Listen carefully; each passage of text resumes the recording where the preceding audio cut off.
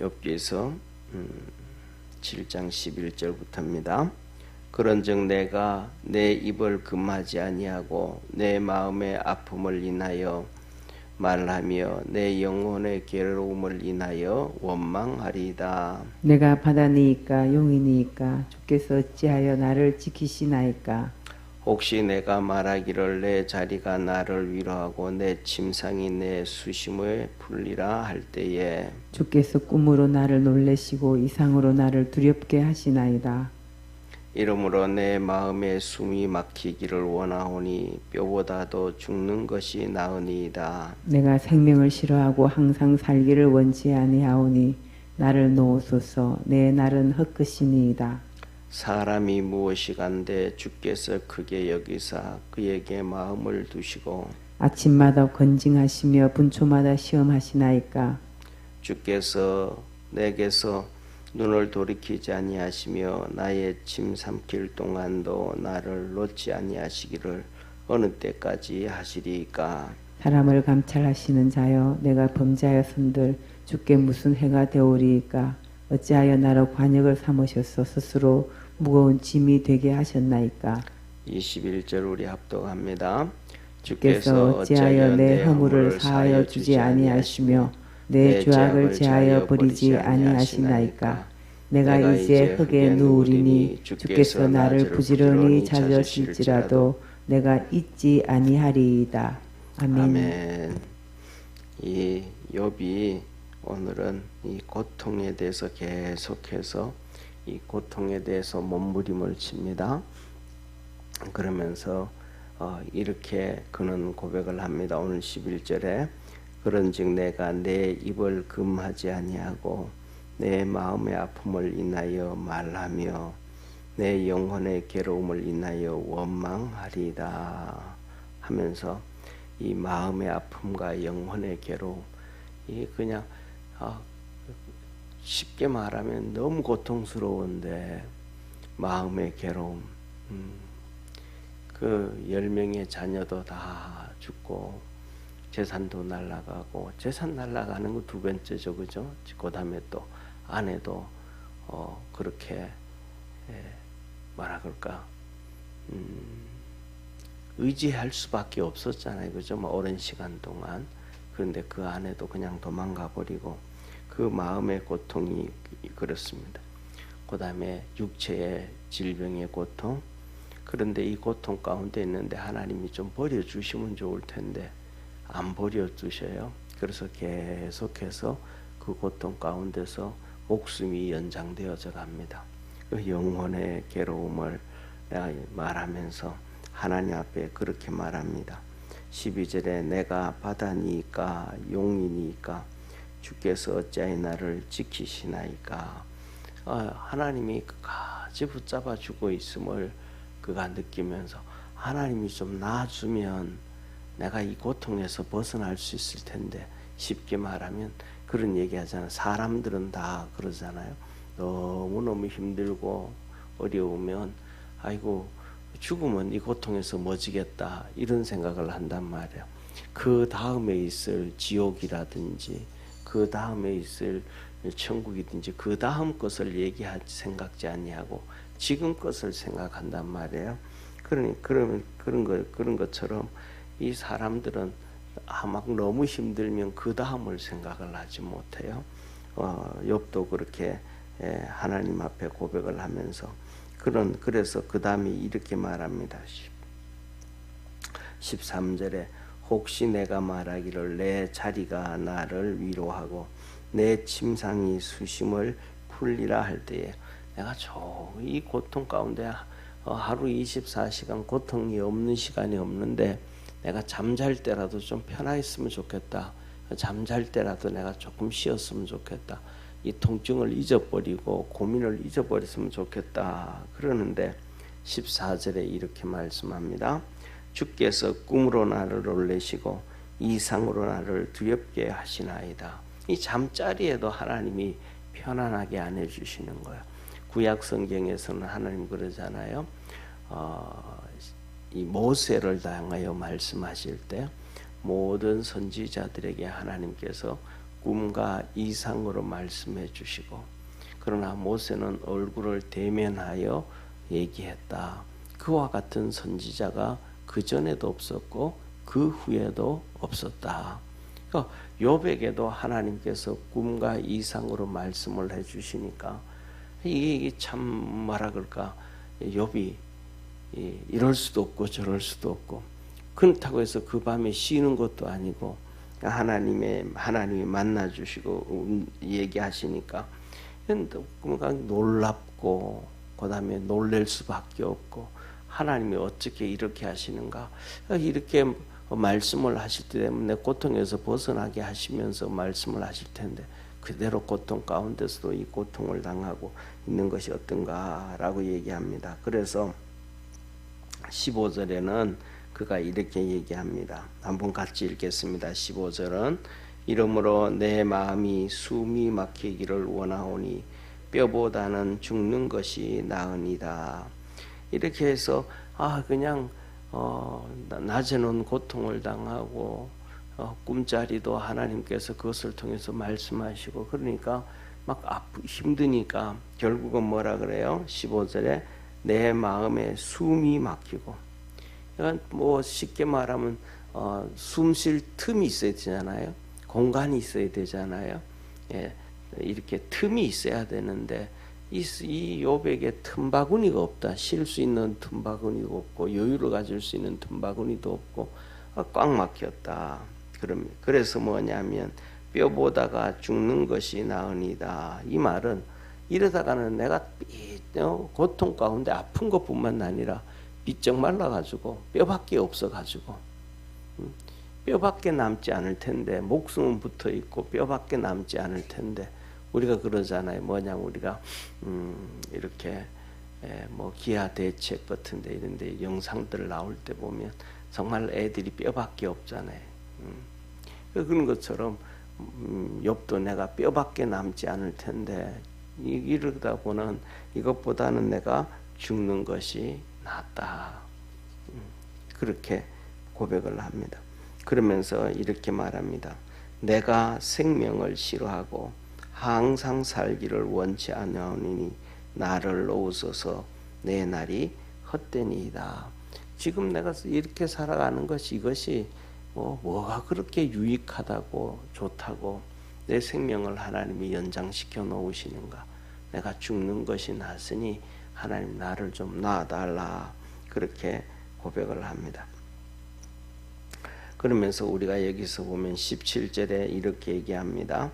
사람이 무엇이간데 주께서 크게 여기사 그에게 마음을 두시고.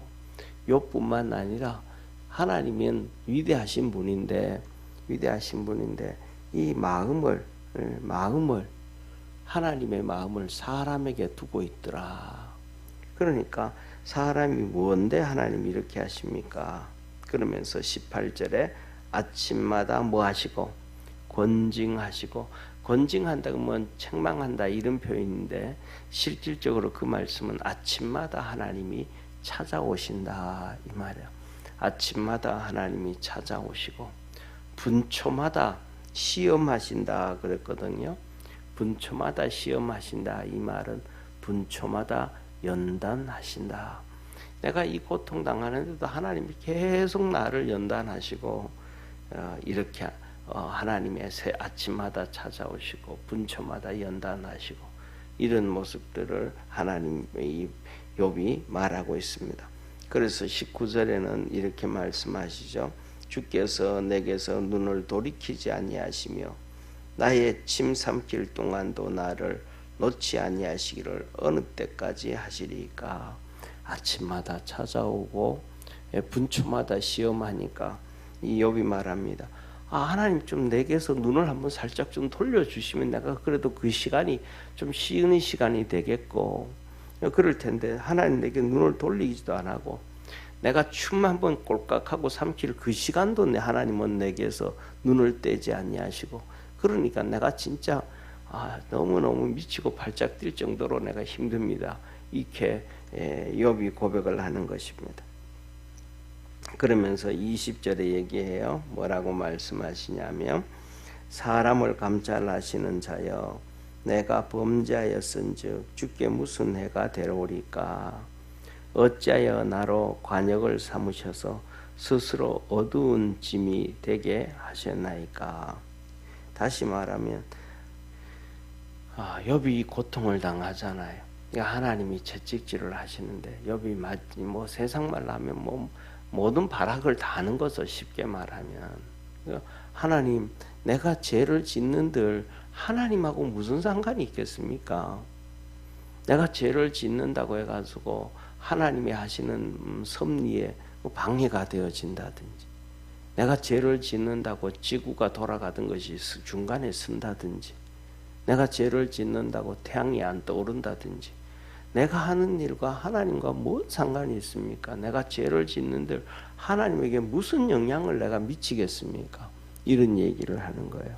그러면서 하시는 말씀이 어찌하여 나로 관역을 삼으셔서 스스로 무거운 짐이 되게 하셨나이까?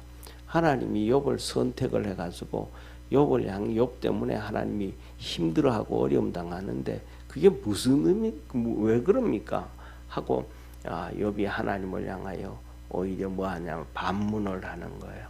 그런데 이것은 우리가 좀 잘못 알아서 그러는 거예요. 뭐냐 하면 세상에 좀 전에 말씀드렸던 것처럼 지구가 돌아가고 태양이 돌아가고 아침에 뜨고 저녁에 지고 그 다음에 이 삼천 초목이 봄, 여름, 가을, 겨울에 잎허리가 나고 무성해지고 가을에 단풍이 들고 겨울에 떨어지고 그 모든 것들이 하나님의 섭리와 계획임을 믿으시기를 바랍니다. 그 모든 것들이 하나님의 섭리와 계획이듯이 하나님은 우리 사람을 향한 계획은 죄를 짓지 아니하고 의롭게 살고 하나님을 섬기며 살도록 만들어 놓은 것이 바로 하나님의 섭리라는 것을 깨닫기를 바랍니다.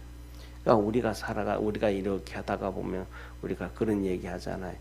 한 1월 달 돼가지고 날씨가 너무 많이 막 따뜻해가지고 개나리가 좀 핀다든지, 그 다음에 진달래가 좀 꽃이 핀다든지, 아니면 이렇게 뭡니까 목련이 봉우리를 맺는다든지 하면 뭐라 그래? 아이고 날씨가 미쳤어. 저 꽃들이 미쳤어.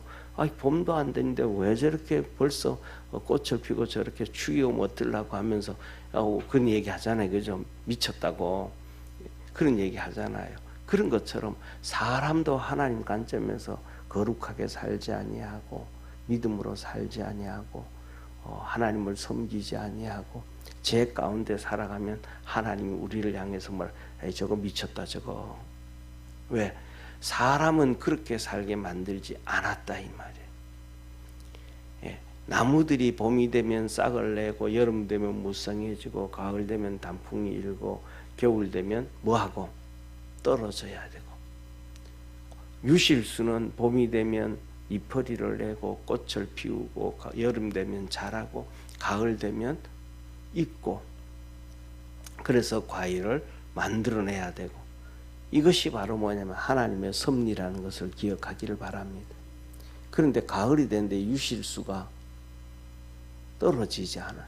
이 과일을 만들어내지 못해요. 그러면 주님 그러잖아요. 그것을 베어버려 없애버린다. 예. 만일에 이 나무들이 가을이 되는데 단풍이 되어지고 떨어져야 되는데 단풍이 되지 않고 가을에 떨어지지 않아요. 그럼 겨울에 그대로 잎허리가 있어요. 그럼 그것은 겨울에 추워서 얼어서 나무가 죽어버려요. 하나님의 섭리에 맞춰서 이렇게 모든 것들이 사이클이 돌아가야 되는데 사람은 죄짓지 아니하고 사람은 정결하게 살고 의롭게 살고 거룩하게 살고 하나님을 섬기며 살게 만들으셨는데 사람이 그렇게 살지 아니하면 사람은 하나님의 섭리를 역행하는 거예요. 오늘날에는 나라들도 다 뭐냐면 역행하고 삽니다. 우리나라도 그렇죠. 우리나라도 외국 사람들, 영주권자들, 중국 교포들 대표적으로 한국 와서 외국 사람들이 한국 와서 공부하면 장학금도 다 주고, 그 다음에 졸업하면 직장도 만들어주고, 영주권도 주고, 그 다음에는 뭐 하게요? 투표하게 합니다. 지방선거 투표하게 하면 영주권자에게. 말도 안 되죠. 그 투표는 자기 국민들에게 주는 건데 자기 국민들 말고 영주권자한테 투표를 줍니다. 예. 더 나아가서는 그 중국 교포라고 하고 뭐 이런 사람들은 한국 와가지고 병을 고치면 병원에 가면 뭐 3개월인가 6개월치 의료보험을 한 번에 내요. 그러면 뭐 많이 내봤자 뭐 5, 60만 원 내요. 그러면 뭐 2천만 원, 3천만 원씩 수술을 하고 병을 고치는데도 다 공짜로 고쳐줍니다. 약도 공짜로 거의 뭐 싸게 그냥 다 우리나라 국민들. 우리나라보다는 지금 미국이 더 미쳐가고 있죠. 미국은 우리나라 언론들이 전부 다 뭐냐면 그 이민 반대다고 막 이민법하고 막 떠들거든요. 그 이민이 아니고 불법 입국자. 정상적으로 비자를 받고 정상적으로 입국하는 게 아니고 불법 입국자. 국경을 넘어서 오고. 그리고 그 불법 입국자들을 강제로 그냥 정부에서 비행기 태워가지고 미국으로 데려옵니다. 그래서 남미의 베네수엘라 같은 경우에는 그 불법 입국자들을 하도 많이 데려와가지고 범죄율이 10% 이상 줄어들었다 그러잖아요. 그런데 그들에게는 4가지를 줍니다. 첫째로는 하우징, 집을 줍니다. 미국 국민도 집 안 주는데 영주권자들도 안 주는데 집을 줍니다. 그 다음에는 음식을 줍니다. 집을 안 주는 사람들에게는 호텔에서 재워줍니다. 공짜로 음식을 줍니다. 공짜로 교육을 시켜줍니다. 공짜로 의료보험 혜택을 줍니다. 제가 미국에 있을 때도요, 의료보험을 30년 전인데 의료보험 들려면 1년에 거의 7,000불 정도, 우리나라로 하면 840만 원씩, 지금 돈은 한 840만 원, 그때는 한 800만 원 정도. 1년에 의료보험이 30년 전에 800만 원이었는데 미국이 그걸 공짜로 다 해줍니다. 불법 입국자들한테. 근데 요새 뉴스 엄청 나잖아요. 미국에 엄청난 폭풍이 터져가지고 사람들 집 다 날리고 막 죽고 하는 사건 나오잖아요. 자기 국민들에게는 한 가족도 아니고 한 가정에 $750씩 주는 것도 아니고 빌려줍니다. 그러면서 1년에 거의 뭐라 그럴까 200조씩 불법 입국자들에게 돈을 그렇게 지원을 해주면서 자기 국민들이 이 자연재해가 났는데 돈이 없어서 도와주지 못한다고. 이게 지금 전 세계가 흘러가는 추세입니다. 미국입니다. 하나님이 원리 안에서 다 역행을 하고 살아가는 시대가 됐어요. 그런데 그렇게 가는 그것이 뭐냐 하면 정도라고 얘기합니다. 정의라고 얘기합니다. PC라 그러죠. 자기들이 그렇게 하는 것은 의롭다고. 저와 여러분, 우리는 이러한 세상을 보지 말고 하나님을 바라보고 하나님의 섭리에 적응해 갈 수 있는, 순종해 갈 수 있는 그런 축복의 성도가 되기를 주의 이름으로 축원합니다. 더 나아가서 왜 그럴까요?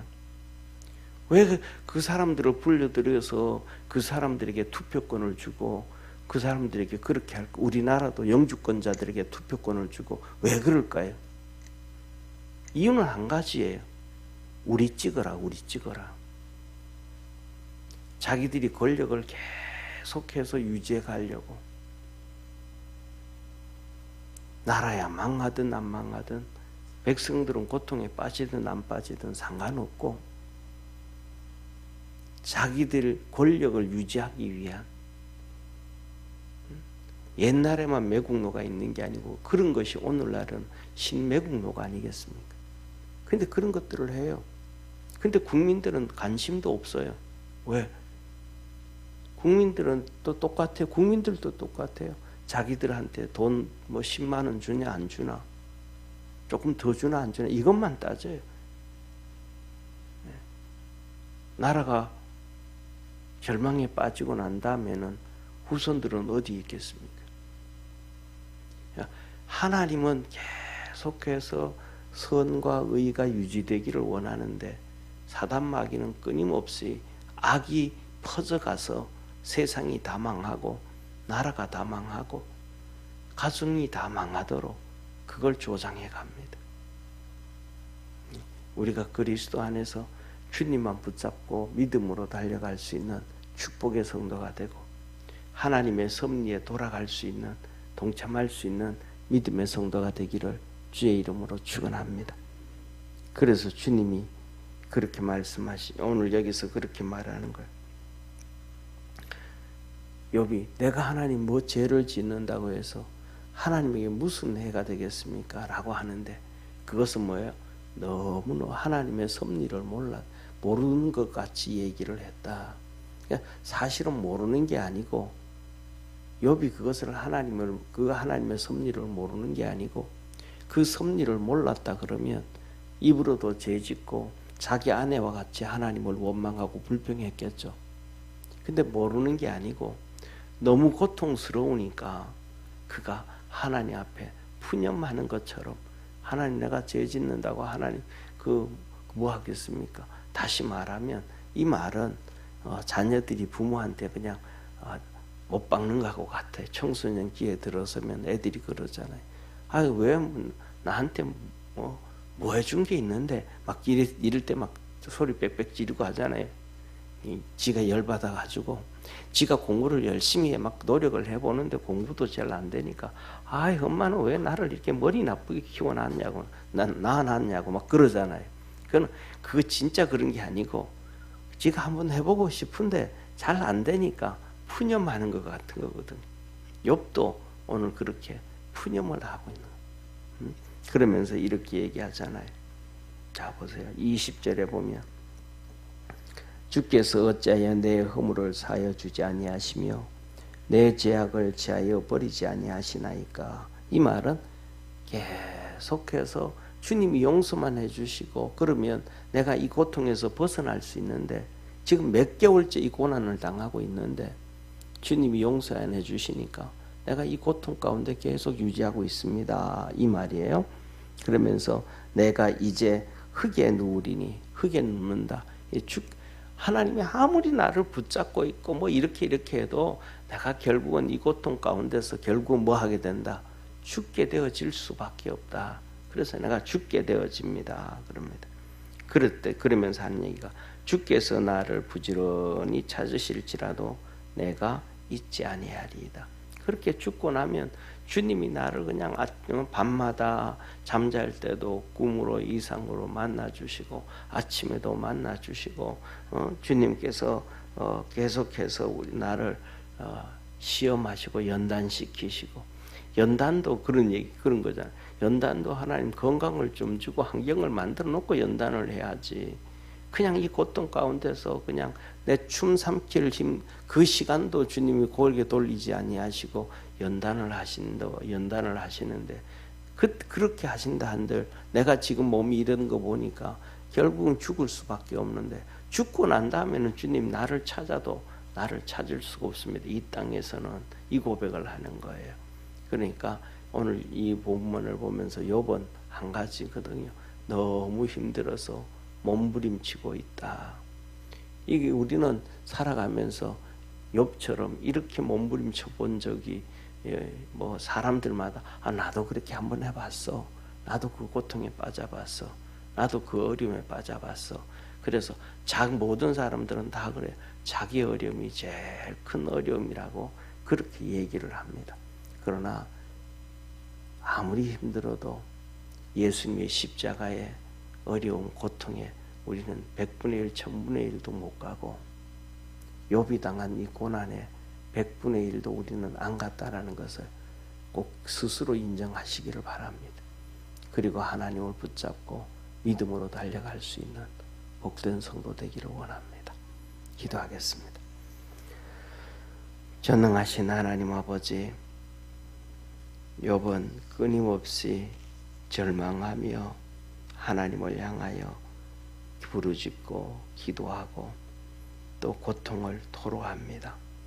우리 사랑하는 모든 믿음의 성도들도 삶 속에서 그렇게 어려움 당할 때 있고 힘들어할 때가 있고 고통당할 때가 있을 때 주 앞에 엎드릴 때 기도할 때 주님께서 빨리 응답해 주시고 용서하여 주시고 구원의 문을 열어주시고 하나님의 섭리에 동참하며 믿음으로 달려갈 수 있는 축복의 성도들 되게 하옵소서. 큰 은혜와 구원의 역사 날마다 이루어 주옵소서. 예수님의 이름으로 기도드립니다. 아멘.